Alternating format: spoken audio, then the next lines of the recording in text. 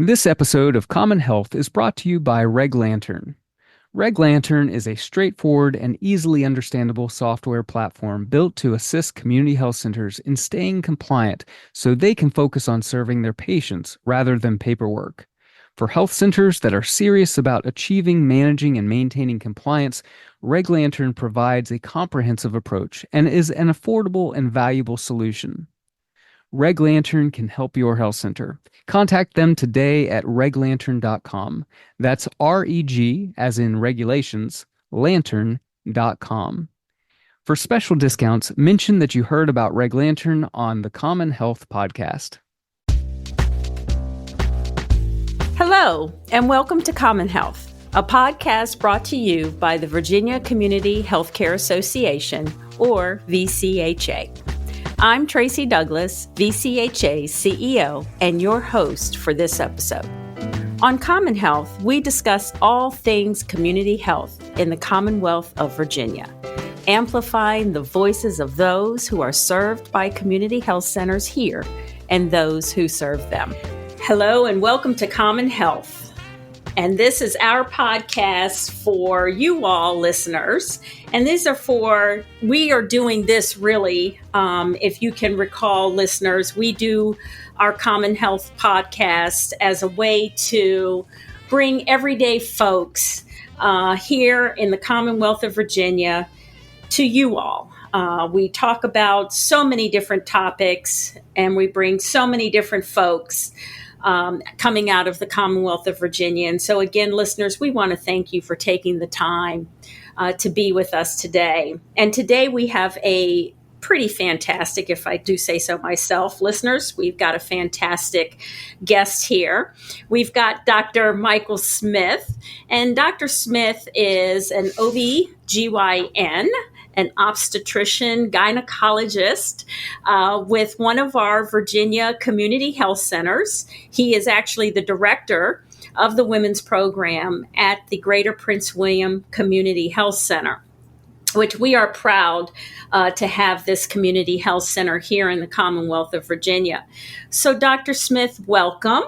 And Dr. Smith, before we get into some conversation that you and I are going to have, and we're going to talk about really maternal health here, not just in Virginia, but throughout the United States, I do want to just step back a little bit and talk about you and learn a little bit more about you and let our listeners learn a little bit more about you. So it's my understanding that you've been at the Greater Prince William Community Health Center for quite a number of years now, correct? Yes, since 2019. Okay, since 2019, and you were brought in as the director. And so you have been practicing, though, for how long? I've been practicing since 1989. 1989, and you don't look a day over 25, Dr. Smith. Well, I'm really, I'm kind of offended because people tell me I don't look a day over 20, but I'll take that.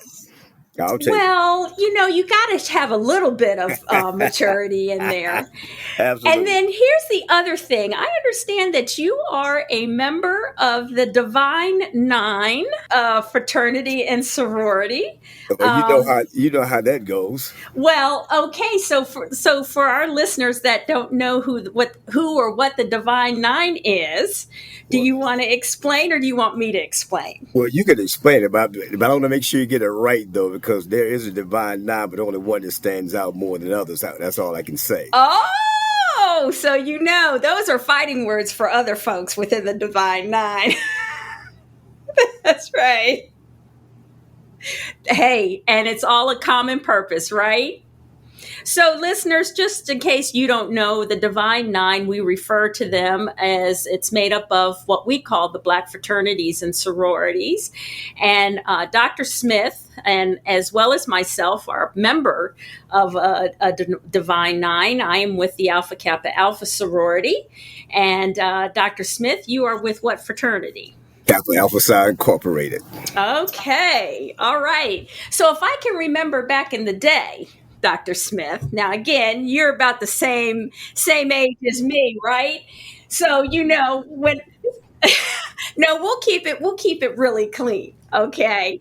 But if I can recall back in the day when I pledged, okay, which was a number of years ago, um, I can remember the Kappas, we call them the Kappas. Now, they used to step, okay, and they always did a step show with canes. Were Yes. you ever one of those? Yeah, I was a part of that as well too. And it was a kind of tedious task in trying to, get your cane together, especially when you are starting out because you're a cane droppers. Like, man, it's not a good look. But it's just like ice skating. You do your double axel, you fall, you pick it up, you keep right on going. You just don't lose your step. So you keep moving right along with it. And I mean, it's for entertainment purposes only, and there's some guys who were, they were prima donnas when it came to using the cane. And some other cats, we just did our thing in the natural way. And plus, it all depends on which chapter you came from as well, too, on how active you were in using your cane. So, I mean, it was all good stuff, though. Now, if you ask me to do that today, Right. no, I can't do it anymore.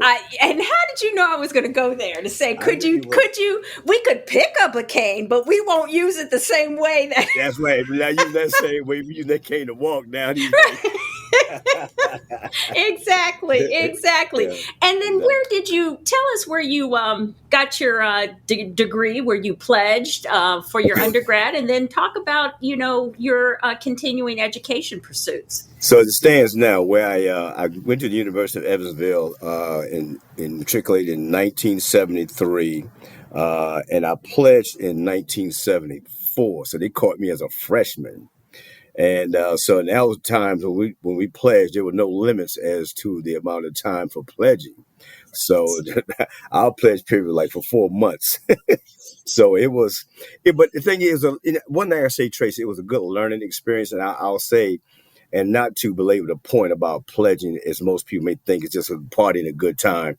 I think for me, the whole pledging process was the beginning of my maturing to do something that would be a purpose in life and trying to understand the nuances and trying to understand the difficulties I had to deal with in life and learn how to get through them and trying to get to what I need to do. And I think that's one of the biggest things I got out of pledging, realizing the fact that anything that comes my way is not too difficult for me to knock out of the way.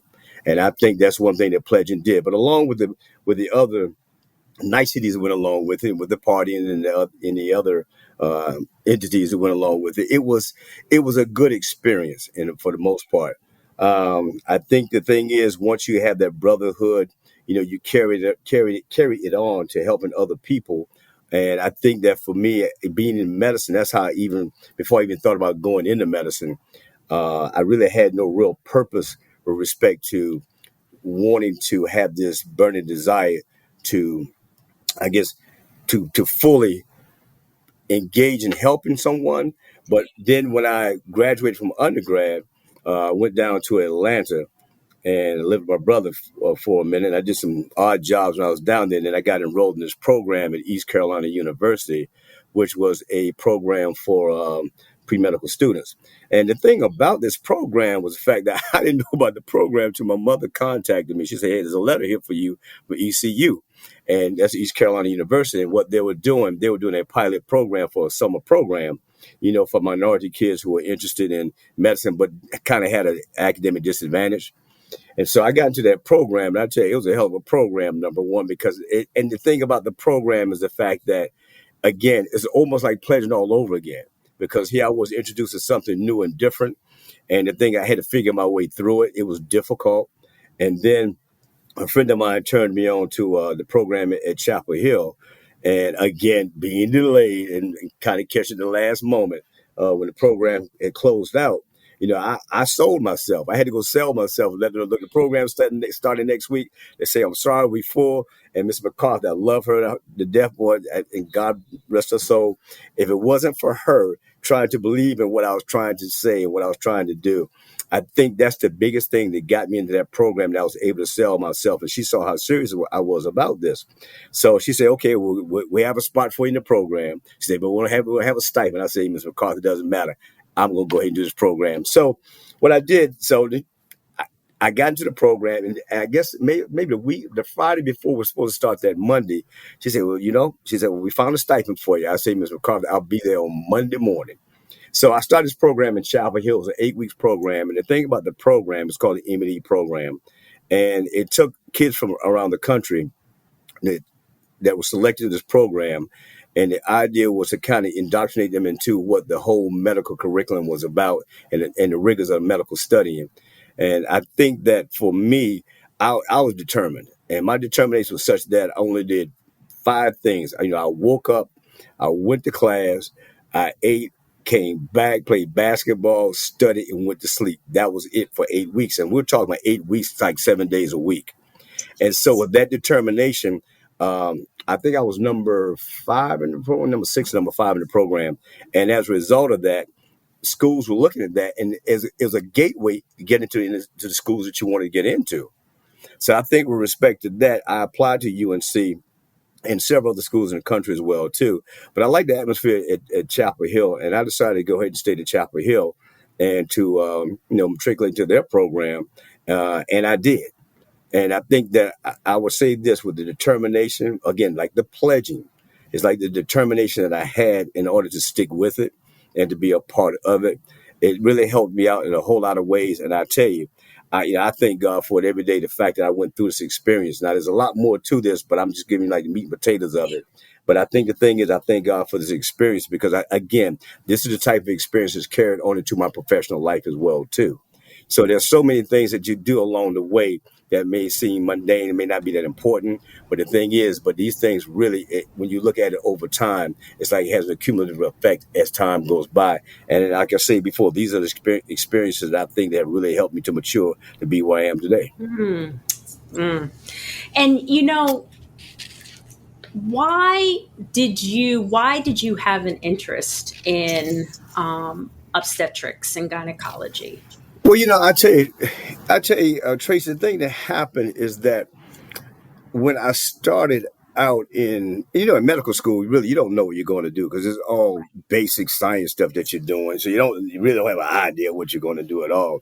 So, but I think when I got to my clinical rotations, now here's the fun part about my clinical rotations. I did it in Charlotte, and my first rotation was in OB.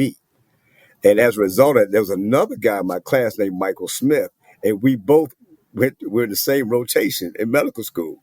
So the joke was this: he was Michael A, I was Michael Q. So the thing is, so we go, we present to our attending, and the attending say, okay, well, introduce yourself. So I say I'm Michael Q Smith. They say I'm Michael A Smith, and so they look at us like, hey, really, guys? And see, people thought we're joking. No, I'm Michael A. Q is Michael A. So they call us questions and answers, what they would call us. But anyway, to make a long story short, I think that when I started out with OB, I'm telling you, the first time I saw the birth of a baby, it was the most amazing thing I had ever seen in my life because I had never ever seen that before. And I think the thing about me being in OB, having had that experience, was the fact it was such a joyous time. And when you just imagine the idea of the fact when babies are born, you're the first one putting your hands on them. And they'll come out crying and they look at you for whatever reason. You trying to talk to them or whatever. So I thought that was a God given gift in itself, in the sense that, look what God has created. Look what God has allowed to happen in secret that nobody really knows about. But now I get a chance to expose it to the world.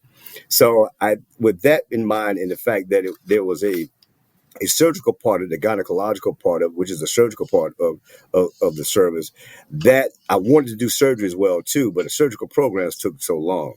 And so I said, okay, well, no, this is a good way to combine some surgery into doing obstetrics. And I think, Tracy, for me, it was just one of those things. It's just happened. I mean, I can't say for sure whether that was my whole impetus when I was in medical school that, yeah, but I want to be an OBGYN. It's just the fact that out of the other rotations, that was the one I really liked the most. Now, the other thing I thought about doing was cardiology. But I think I didn't want to do pediatrics because babies cried and the thing, and they sneeze and cough before you get sick, that kind of thing. Internal medicine, is mostly people coming in chronic illnesses. Not really can do a lot for them. And the psychiatric, I realized the fact I was one step away from being like the psychiatric patients. So I said, I don't want to do that either. So I think that for me, it was the idea, the fact it was a very happy time. It was a very acute care medicine. And I mean, it was just, it's just something that's God driven is all I can say. People always ask me how to happen to get into it, and it's multifactorial, and I can't specify any one thing that really got me into OBGYN.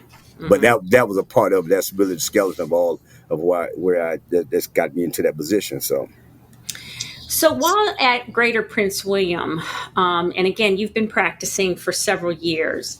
Now, does Greater Prince William, and then again, listeners, if I can just remind you again, this podcast is supported by the Virginia Community Healthcare Association, and we're a membership organization that is predominantly made up of what we call federally qualified health centers.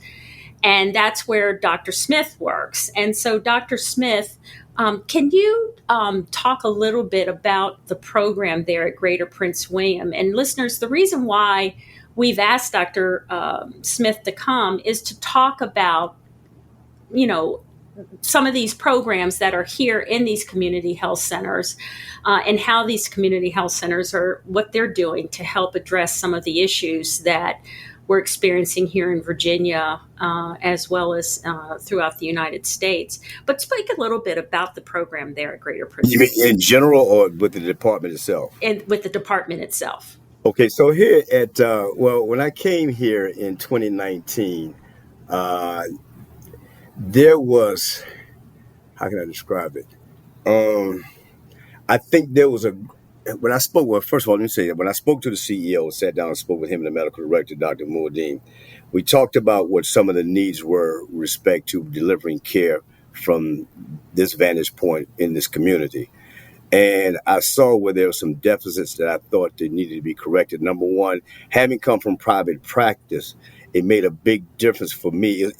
First of all, it was a whole different ball game altogether coming from private practice. Realizing the fact that a lot of the clients that we serve in this community, they didn't have the access that you see in private practice. One of the biggest things I was concerned about had a lot to do with getting maternal fetal medicine services. Because if you don't have a good maternal fetal medicine service, care can be compromised. And as a result, the outcomes can be compromised as well, too, as a result of that. So I think, and the funny part about it, Trace, is the fact that I was really going to retire in 2019 until I saw this ad about a director at a health center. And I kind of gave it a shot. I said, okay, we'll see what's going on, whatever. So I did the interview. And when I did the interview, it became more important to me than it was than curiosity in knowing that what the needs were with respect to what this center could do for the community. And I just saw there was so much I could contribute to this, or to help contribute to making things better in the community for our clients. So the thing was to establish, first of all, better access for patients. The other had to do with providing better care for the patients. And I don't mean care within the center itself, but I mean care outside of the center, as far as radiological services were concerned, ultrasound services, maternal fetal medicine services, having a network with partners out in the community that's pretty solid in the sense that if I need something real quickly, it can get done. Because the thing is, a lot of time wasted trying to find resources means you're taking away time from the clients. So once you establish that network of people that you have available, things kind of move a lot quicker. So I think that for me, I felt it would be a challenge to try and make a contribution to my self-worth and trying to help somebody and help other people. And I think as a result of that kind of took me out of retirement mode real quickly, because now I realize the fact retirement wasn't because I needed work, because I wanted to work now. So that's what it came down to. And I think with respect to all of that, it was a means of my trying to say, how can I make this better? So I think that with the corporation of and the help of the CEO and the medical director, it's kind of like I was given free rein to kind of establish a program that I thought would be very comprehensive and really very helpful to the people in the community. So I think with respect to where we were then and where we are now, I can say we're pretty much satisfied in what we're doing. We still have a lot more we can do. And I can tell you right now, Tracy, it is a challenge, especially being a black male coming into a Hispanic, a large Hispanic population. People have to adjust to you. Now, for me, it wasn't that much of an issue, but then I had to make the adjustment as well, too. because I had to Mm-hmm. realize, number one, I don't speak Spanish. Mm-hmm. So now I have to, and I'm used to. I want my communication with patients comes from my heart, and whatever I say, I want them to feel what I say. But when it happens with the third party, they can't say, they can't really feel it. But surprisingly enough, I've kind of learned to adapt and also get a feel for whenever I express myself and trying to have in translation, the patients they're looking at me and they can feel what I'm saying, and that's the beauty of it all. And I tell you one thing, Tracy, they really do appreciate what we're doing for them. There's a great appreciation, and I think for me to me that catapults me into a different sphere altogether. And saying, okay, I guess I won't be doing this for 2 years. Maybe I can do it for some more years, Right. and then some more years. So that thing, at Right. some point I have to stop. But I tell you what, it's been I tell you, it has been a godsend to be in this position to be able to do the things I've done and get the appreciation I get from the people in this community. Hmm. There's You no know, it's doubt. so interesting when you talked about the patient population. And again, listeners, just so that you're aware, Greater Prince William Community Health Center has a very large Latinx population that they serve. Uh, and I know that that's what Dr. Smith was referring to. And Dr. Smith, it's interesting. You know, I want to go and talk a little bit about some of the statistics here. You know, in Virginia alone, we're looking at prematurity by race and ethnicity. We're looking at the Hispanic population, at 9.4%, and then the Black population, right, at 13.4%. Um, you know, and in general, we're looking at Black women alone, regardless of wealth or social standing, right? That they've got the highest maternal mortality rate in the U.S. and 3 times more likely to die from pregnancy complications than white women. So can you just talk with us and the listeners and share, what's behind that? And then what is it that we can do at our community health centers? What can we do to help bring these statistics down? Well, I tell you one, Tracy, one thing I found is very interesting. Senator Kane introduced his Mothers and Newborn Success Act back in 2020, I believe. Mm-hmm. And the whole idea, the legislation was designed to tackle racial and geographic inequities in maternal and infant mortality by strengthening support for women during and after their pregnancies. And I think that a lot of this goes back to just that. There are some racial disparities that we're dealing with in this country. And I think that even during the time period now, if you think of it, it's becoming more pronounced than it ever has been. And I think in some ways, because of these inequities, there has a lot to do with, number one, not only access to care, but the delivery of the care as well, too. Mm. People can be pretty prejudiced, and when it comes to the idea of trying to help someone, you can't help people that you don't understand. That's the first Mm. thing. You can treat them like a book, but they're not a book. They're human. So I think for some people it's very difficult for them to incorporate the book knowledge into an emotional knowledge, and as a result of that, there's a disconnect. And the disconnect has a lot to do with one thing: patients have feelings. They know when you care, and they know when you don't care. You could say one thing, you could say you need to do X, Y, and Z, but there's a way how you say how you need to do X, Y, and Z before you get any type of compliance. And one thing that you have to learn, and these are the things I think that, and I'm going to take this a step further. I may, getting off trodden path right now, but I think we have to go back and think about where all this begins. You have to realize, look at it like this. As a medical student, when you come into medical school, you all hyped up because, I'm going to be a doctor, and you're hyped, and, you're around other colleagues are kind of just as hyped as you are. For some of these kids, they come from predominantly white institutions, and they come from white environments, and they don't have any recollection or any dealings with any black people or Asian people or Latinx people. They have no dealings with these people whatsoever. However, when you go to train, who are the main people that you're dealing with? These are the clients who are teaching you to be who you are. So the thing is, I think, and I'll give you a classic example.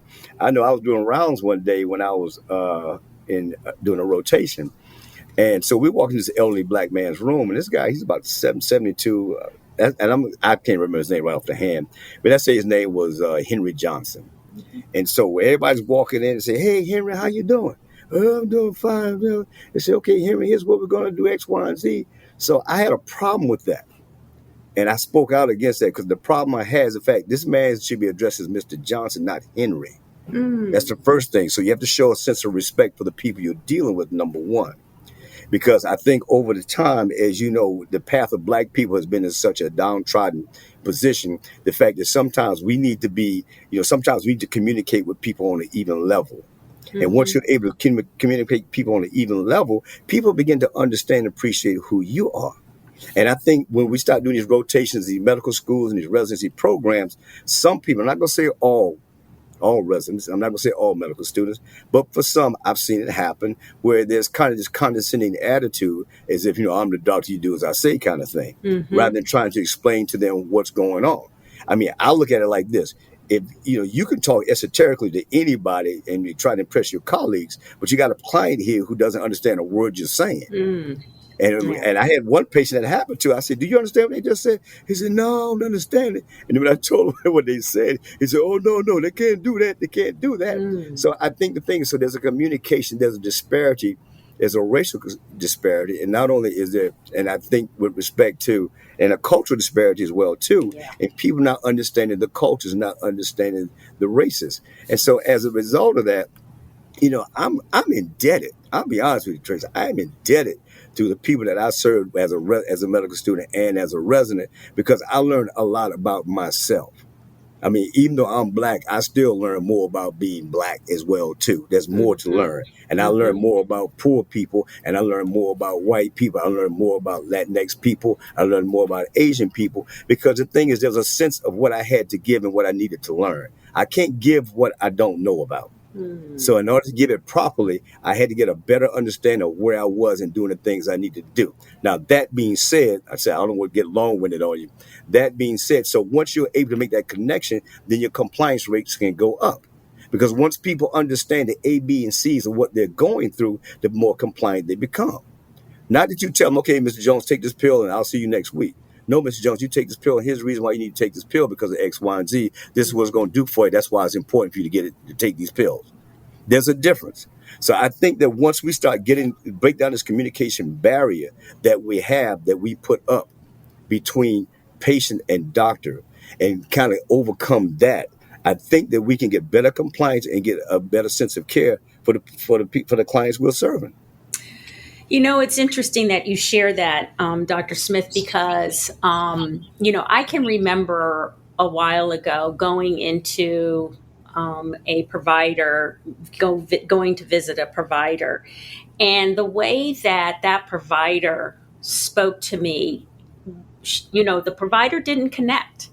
And it was more of like you had said, it was the doctor, and the doctor was telling me what to do, and I was supposed to be okay with that. And then no questions, didn't ask whether I had any questions, and that was it, and walked out. And that was the extent of the exam. And, Right.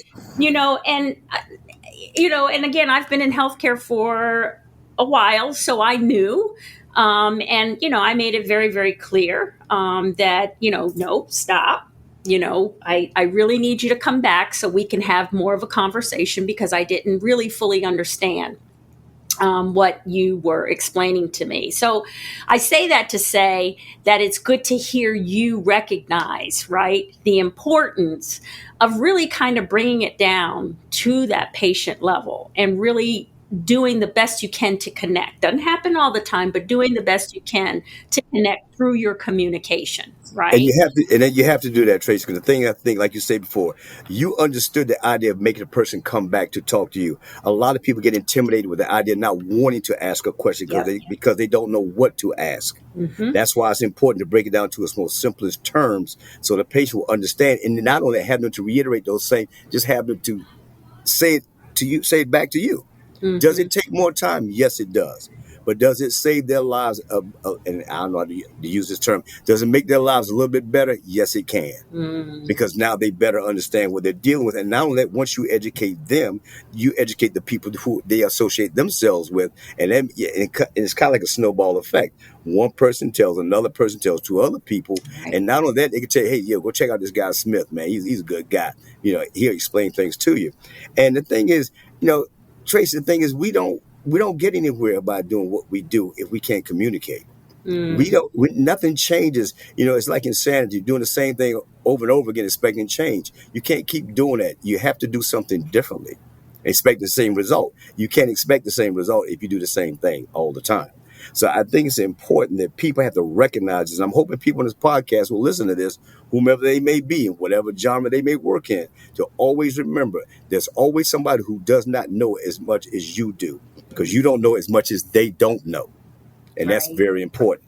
Right, right. And I think, too, one of the things that, at least working at a community health center, I've been doing this for a very, very long time, working in community health centers. And um, Dr. Smith, I think one of the things that we forget when we're working on the other side, right, that when our patients come in the door, they have dealt with something, right, before they came in that door, whether it was good or bad, but there was something in their life that they had to deal with before they came in for that exam. And they want to be focused on that exam, but something may be pulling them away, right, from that focus.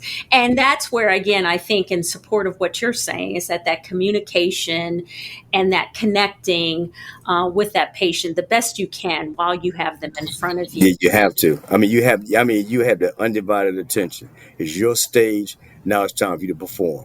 They Mm, paid. They I paid the love ticket. that. They paid the ticket. Now you do the performance. Is what I it comes down love to. that. I So it's what it love comes that. down to. And I think we all need to keep that in mind. It's a very important entity, I think, in providing better healthcare. Better healthcare is not the knowledge I apply, but it's an emotion that I portray, and it makes a big difference. So when we look at these various statistics out here, right?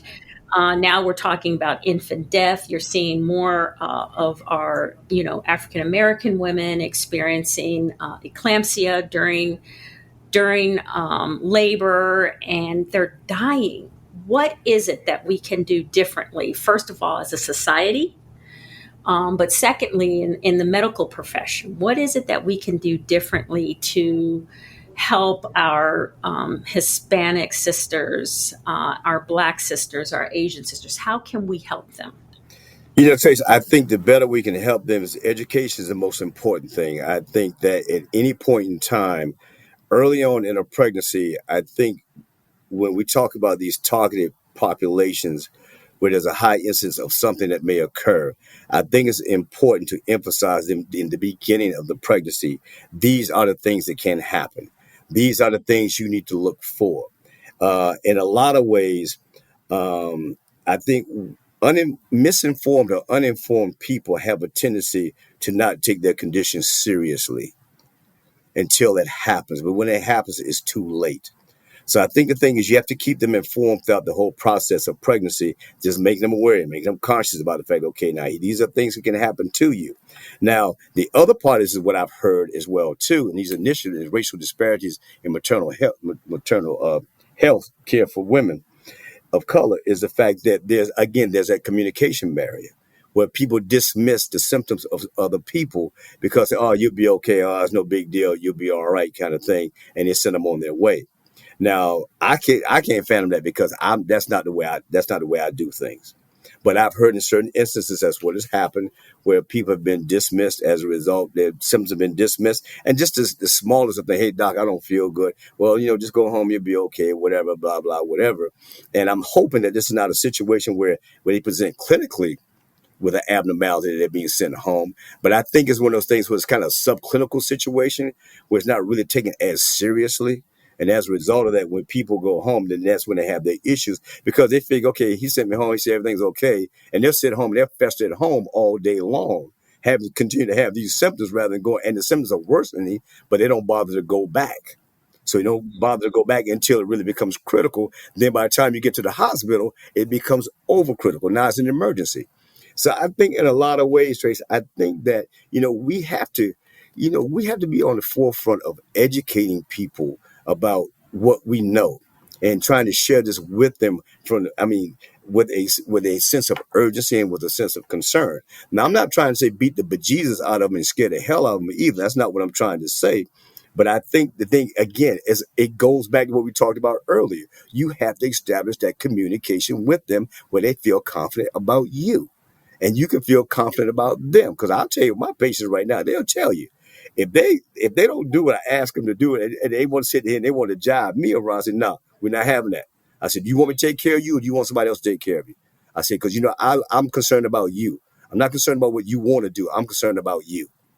And I have to put an emphasis on that. Now, sometimes it's a little gruff, but the thing is, I need to put the emphasis on it so they can say, "Dang, that Dr. Smith, he's a mean dude," or whatever you want to call me.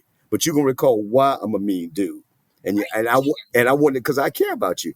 Because the thing is I think that, for me, this is no metal pinned on my chest as a result of that. This is my work through God is what I'm doing. This is where I look at it. This is my self-worth on the line. This is the gift I've been given to give back to you. And as a result of that, I want to make sure you understand, don't take my gift for granted. Now, you are adult enough, you need to take care of yourself, but I'm going to help you take care of yourself. But I'm not going to coddle you and carry you along the way either. If you care for you, I can't care for you no more than what you care for yourself. So I'm going to do what I can do to help you. But if you don't want to be helped, this is what's going to happen to you. And that's what these are emphasis that you need to put on in these situations. And I think that, like I say, if we go back to the communication factor, if we go back to the way we present ourselves, if we go back to showing that we really care. And I mean, we have to do it with everyone, even if there's a language barrier there. Even I find that people from other ethnicities. I don't speak the language. We have to use an interpreter, but I'm going to put the same emphasis regardless. If they don't, I tell you what, they see the interpretation on my face when I'm saying, okay? Even if they don't understand what I'm saying, they're looking at my expression on my face. Okay, well, this guy must be really serious about what he's saying. So these are things, and I'm going to tell you, Tracy, these are very small things we can do. It's not like we could change preeclampsia. Preeclampsia is a disease entity ain't going nowhere. It's going to be around. But there are things we can do to help people feel easier about what preeclampsia means and what it does. Things about what diabetes means and what diabetes does. These are things you have to make people feel comfortable with and understanding. And I'm going to tell you, in today's age, with these cell phones, there is no reason why someone cannot look up information to know what the heck is going on in their lives. And what I do with my patients, every time they present with anything that's like preeclampsia, diabetes, or whatever they may have, I say, do you have your cell phone with you? They say, yes. I take their cell phone, I'll punch it in. I say, now Google this, now look it up. Because I want them to have an informed knowledge about what's going on. I want to have a working knowledge because together we work this together. And you touched on something kind of in the beginning when you were providing that explanation, and that was the resources, right? Being able to help bring the resources, and going back to again our respective sororities and fraternities. Actually, I literally the other day, Dr. Smith, the Kappas were doing something, and I was up in the Philadelphia area last week, and they were actually hosting a program with one of the state senators around lactation for African American women. And it was open to everybody in that community.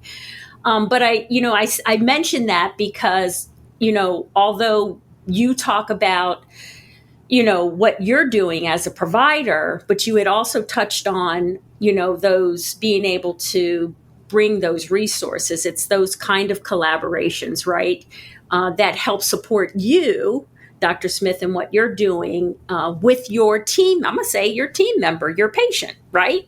And helping keep them healthy and having, healthy babies.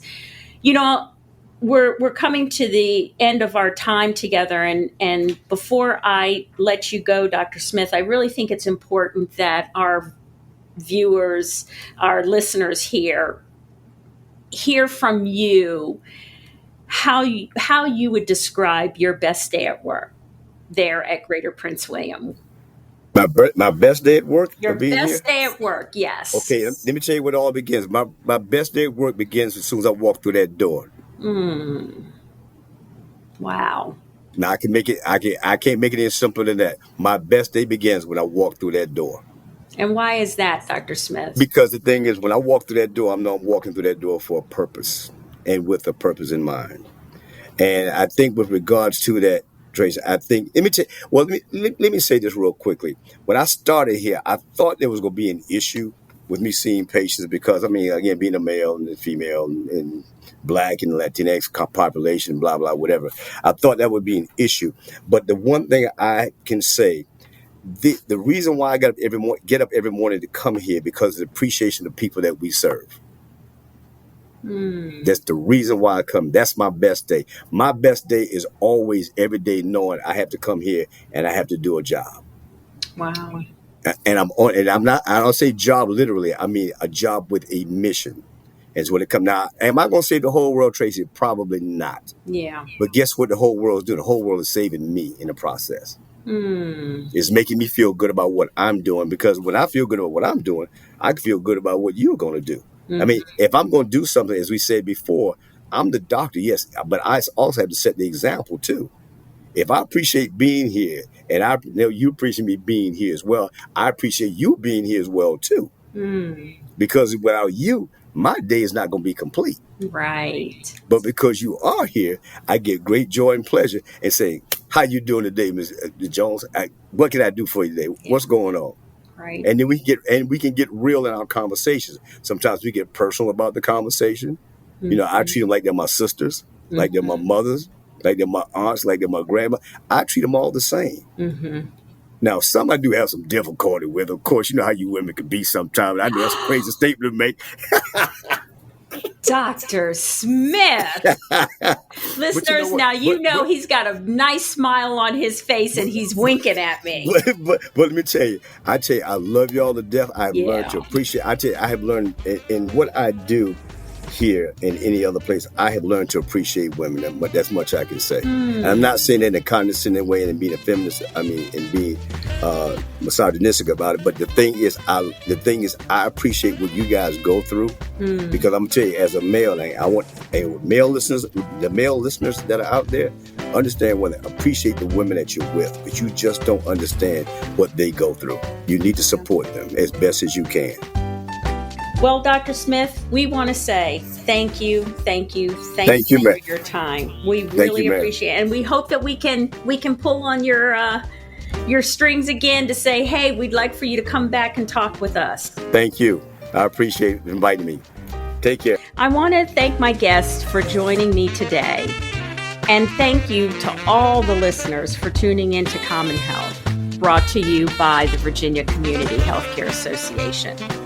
If you enjoyed this episode and you'd like to help support CommonHealth, I encourage you to hit subscribe button and share it with others on social media. Leave a rating and review, or visit our website at www.vcha.org. This is Tracy Douglas Wheeler, and thank you again, and I'll see you next time.